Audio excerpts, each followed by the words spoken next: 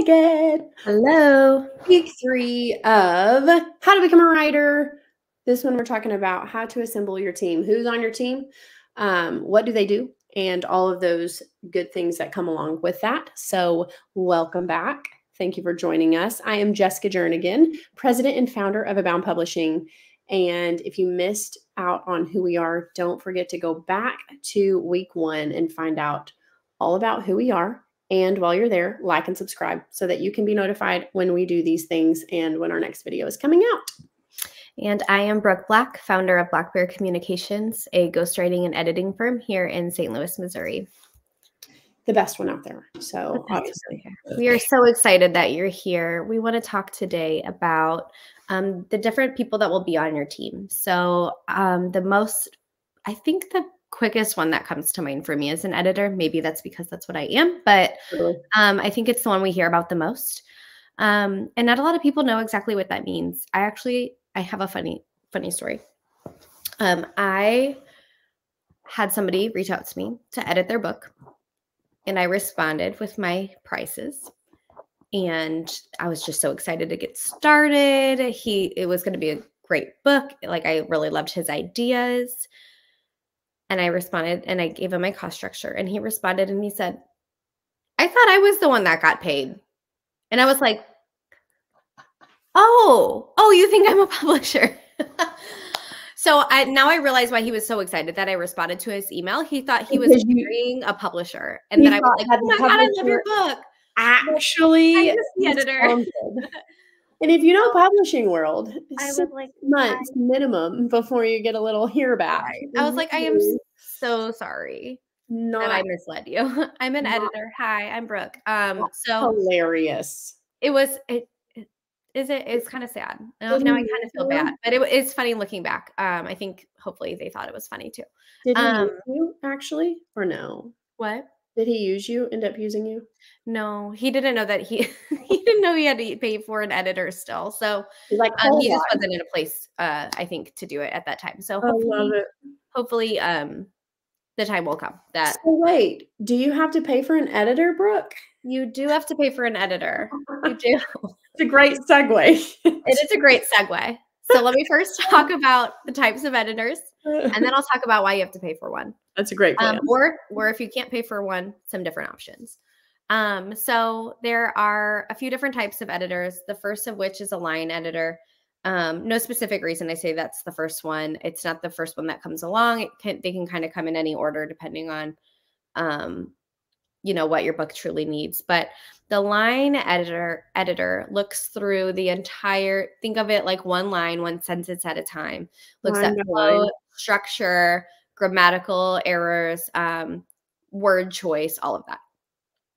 A proofreader is someone typically that comes last in the process, but really can come anytime. And what I always think of as proofreaders is, do you remember in high school when you had to switch your paper with someone, your printed out essay, and they would go through with a red pen and like circle like the little, like the punctuation that was wrong, or where you forgot enough changing. Yeah, so that's a proofreader. So a proofreader is really evaluating like all of the mechanical errors. They are not looking at the whole sentence. You might start a sentence talking about something and end a sentence talking about something else, and they are not even following, what the sentence said. They are looking at literally the grammatical, mechanical errors. Does this make you look illiterate if you write this and don't punctuate? They're the ones that are going to like spell check. They're probably looking for if you're writing an MLA versus APA, depending if you're writing, fiction, nonfiction, business, And then you have, I'm going to skip beta reader for 1 second and talk about developmental editors. Developmental editors look at the whole picture. So looking at the whole sentence, whole paragraph, whole chapter, looking for flow, structure, clarity, voice. This is my favorite kind of editing. It is like back in high school whenever you were doing that, but you were taking the highlighter and highlighting different themes and making sure it all tracked back to the thesis. That's developmental editing. Omitting words if you're repeating them, making sure that we have different types of dialogue, different sentence structure, spacing, format, all of those things. Then lastly, we have the beta reader. So a beta reader is not technically an editor, but usually it's somebody that thinks I could be a good editor. You know, the Jessica Jernigans of the world who in your family, people send you their writing and say, can you look this over? Knowing that I'm not an editor. Yes, knowing you're not a professional editor. And I know what I'm kind of looking for based on the job that I hold. Yeah. A beta reader, I often say it's your friend that you're like giving your book to and saying, hey, can you tell me if this is good? Yes. Technically, you should not use your friend as beta readers because your friends are going to tell you they like your book. Beta readers are going to tell you, well, hopefully they like your book, but they're also going to say, you know, this had a huge plot hole, or this part made me feel this way, or this part was really, really great. And it, you know, it evoked the right feelings that I think you were trying to get to, and they can really dig in. So a beta reader is often someone who loves a certain genre. Yes. And is a total bookworm. And they're probably like subscribed to a publisher where the publisher can do a call for beta readers and say, hey, we're looking for a beta reader in fantasy romance. Yeah. Or young adult or whatever. And those people that are already subscribed to that exact vibe, that exact genre, that publisher's whole image, they're very aligned in that. And then they can give a very, very honest report of feedback back and then to the author or the publisher. Thanksgiving isn't awkward. You know, and then Thanksgiving's not awkward because so good. The other thing is a lot of times if you have your friends be beta readers, they don't actually read your book. They say, oh, I'll read your book and get back to you. And then they don't. And then you're offended. And so just don't do it. It's just really going to set yourself up for some failure. Now, there are some relationships that I have encountered along this path. Like one of my latest illustrators, he was like, listen, my mom's looked at all of this. And I was like, good, because his mom was like, that's terrible. And I'm like, no.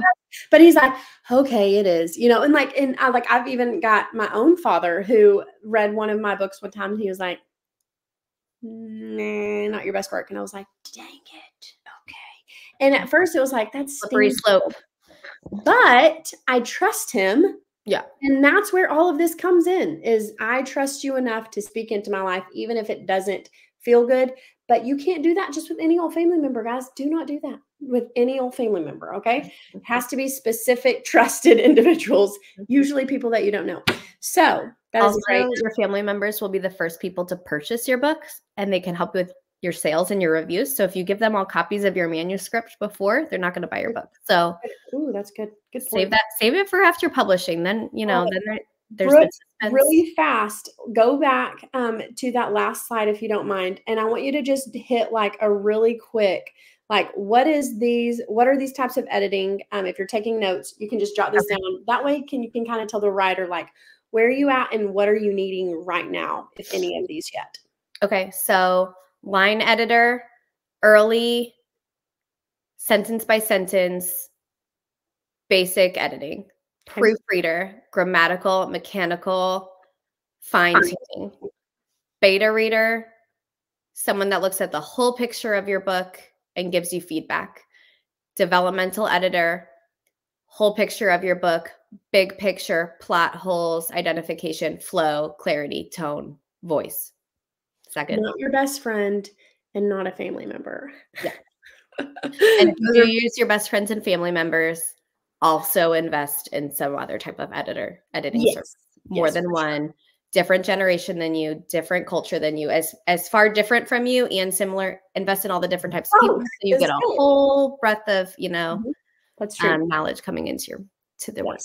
So let's talk about options. I love options most of the time, unless it's for lunch, and then I don't love options. And it's good to have them. Yes. For editing, because it can be very different what you're looking for and what you can pay for. That's what I was about to say. So like when we're talking about options, what do people have in the vein of options? Like when they say, okay, yeah, options for editing, like what does that even mean for me? Yeah, so there are editors that work full-time for publishing companies. So you submit your work to a publishing house and they say, well, our editor has to review this, has to look at it. Some of those editors kind of work as agents to see if this is applicable for a publisher. Some of those editors work as they are literally doing what the word editing is and editing the book so that it can be published. Now, that editor should not and cannot be the first editor that ever touches your work. Yes. So whether that is you contracting out an editor that you found on Readsy or Dribbly or Craigslist or someone that you know, word of mouth. If you found an editor in that way, you can contract with them and hire them to read your book, edit for you. They most likely charge per word. Some of them have different options for cost structure, like royalties, delayed payments, profit sharing. That's a little bit more rare. Yeah. Per word is costly up front. However, then you're done paying them. Whenever they're done with the book, they hand it back to you, and the rest of the money you make off of that book is for you. So long term, it probably does end up being cheaper, although it's a little bit more costly up front. Yeah. Now, different editors have different cost structure. So some of them are going to be much more expensive if they're more seasoned. Some of them are going to be a little bit more cheaper. Some of them are going to allow for payment plans. Some of them are not. I would say that you can really, really shop your editor and find someone that can fit into your budget, but it should be something that you do budget for. And if you cannot budget for it, there's still options, right? So we talked last week about accountability partners. I know some people that have traded services for one another, people that are great writers, and they exchange their manuscripts with one another and edit for one another. It's probably not the 100% best route to go if they're not a professional editor as well. However, a lot of writers are really, really great editors. Yeah. So that is a really good way to start. There are also writing competitions that you can enter in. If you go and find publishers that publish work that are similar to the kind of book that you want to write, you can find competitions that a lot of them post every single season. Sometimes it's just once a year that they post. Some of them do it monthly, and you can submit part of your manuscript into them. And if they really like it, then they'll cover the costs of editing and publishing your book. Or maybe they'll just say, yes, we'll publish you, but they'll give you a cash advance to publish. And then you could use that money to contract an editor of any sort, developmental, line, beta reader, whatever you need. What other options do we have?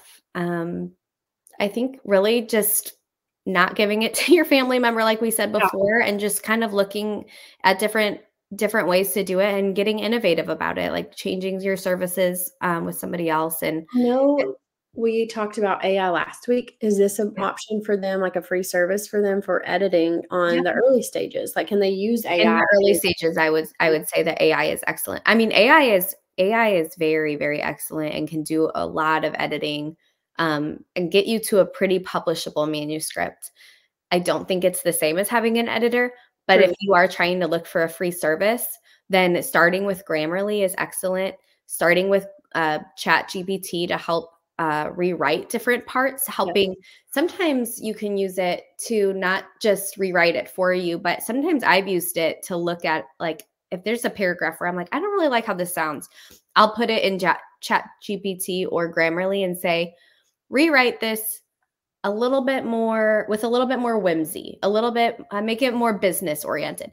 And then I can kind of see and get inspired by how it is reframed. And then it kind of gets me flowing a little bit better. It really does sometimes only take like one or two words to go about, oh, that's what I could write about that. That's so I think those are very useful tools. And I don't think people should be afraid to use them. I agree. I definitely don't think they'll ever replace an editor, but I think that they're a really, really good way to start. I agree. So if I can't afford an editor, these are my options. But as far as the next question that a lot of people have, do publishers pay for editors? In a short form, no. So in the stages that you are probably in, there are definitely options for a publisher to pay the editor, but that's when they're going to be on payroll, contract editing. They're going to be in-house. So you're not actually ever going to probably get to be in contact with that editor. There will be some communication, but most of the time the publisher is going to have the editor look at your manuscript, do all the things that are needed, and that's going to come off the top price or be involved in the pricing of the publisher side. However, there are sometimes an anomaly publisher that might have an option for you to have a royalty editor. Very few times do editors do royalty editing. Every now and then, depending on the manuscript, depending on the editor, depending on the level that we're in, it could happen. Don't count on it as a frequent option. But most of the time, for a short answer, publishers do not pay for your editor, in the sense that maybe this publisher or this author says, hey, I'm going to hire Brooke Black with BLACKBEAR. She's going to edit. You're going to pay directly to Brooke. You're going to contract her out. And then from there, you're going to submit your manuscript to the publisher and say, here's my thing. Sometimes, because we are a small press and because of the work that we are doing in like author advocacy, we will sometimes hold your hand depending on the manuscript and what we're doing. Like, I was with Lisa Marie Black and Brooke Black the entire time of this process. Once they included me in this and were like, hey, this is the publisher, this is the team dynamic and all that stuff, I was involved in some things. However, Brooke and Lisa Marie were also involved in a lot of things that didn't include me because it was the editing side. So they don't really need a publisher for that. So there are some anomalies. There are some exceptions to the rule, but for the majority, don't go in expecting that the publisher is going to cover your cost of a jumbled mess on a piece of paper in a Google Doc that's not even anywhere near ready to be published. We're not doing that. A publisher is even going to accept. Yes. And then you kind of have a taste of the original manuscript was submitted and it was all jumbled and crazy. And then months later, okay, yeah, it's edited. But if they're remembering, you're like, I mean, it wasn't a great impression on the front end. So just know that ahead of time. But Brooke, kind of what we were talking about earlier, I want you to hit this before we kind of wrap up. Why do we pay an editor? Like, what's the importance of this? Why do you need money, Brooke, to live? Me personally. Why do you even need to be paid? Don't you want to do this? It is my job. It is a service. It is a service. And you have to have trust in your editors as well. So if somebody's coming and say they're going to do it for free or anything like that, then they're probably not doing it for a job. And they might not be as professional as what you're looking for. So yes, it is a career for some of us. Yes, there are options to do it without us. I think that the best way to do it is to have a professional editor, to have somebody that has a degree in it or has a significant amount of experience, or, you know, however you find them credible, but yes, to really shop around and get to know them and make sure that it's a good fit for who you're going to work with. I agree. This has been incredible. This one's a little shorter than our last couple. Don't forget, if you have missed the last ones, to go back and rewatch those. We talk about some more in-depth conversation about different parts of the editing, as well as some tools to have in your toolkit for the writing parts. Don't forget to like and subscribe. And as always, if you have questions at all, please reach out to us. We're going to put our emails on the screen so that you have those. Myself and Brooke, happy to answer questions. And then we're also going to include a form in the description of this video. So if you don't mind to go in and fill that out, if you have any questions at all, let us know what those are. So this will be up in our descriptions for a little bit of time as we gather the people who want to know more about writing and all that stuff. So we have one more week. Next week, do not forget to tune in, same time, same place. If you have someone in your life that wants to be a writer, or you know is writing and could benefit from any of this, please share our videos with them. Just let them know that you're thinking about them and their writing journey, and send them this little YouTube link so that they're encouraged and know where they're at as far as assembling the team. So all of that to say, thank you again. Brooke, is that all that you need to say? Anything else to add? Nope, that's it. We thank everybody for joining us, and we will see you all back here next Thursday, 8:30 p.m. Yes. See y'all.